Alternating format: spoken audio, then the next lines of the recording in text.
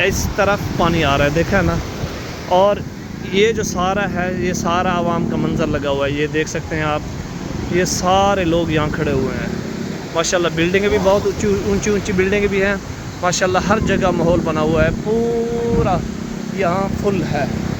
तो ये देखें,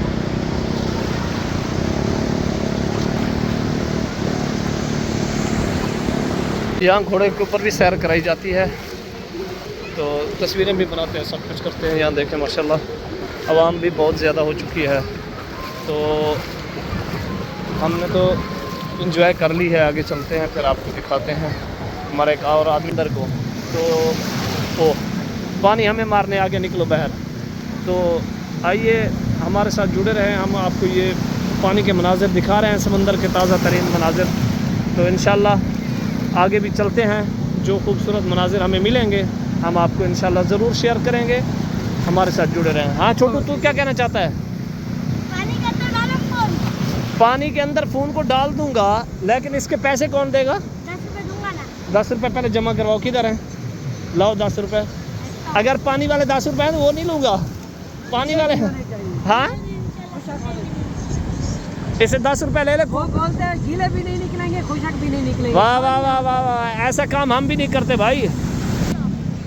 तो देखें माशाल्लाह बहुत ज़्यादा पानी है। हम तो खैर पहली बार आए थे समंदर के ऊपर। ये देखें पीछे पानी फिर स्पीड के अंदर आ रहा है। आज अंदर चलते हैं।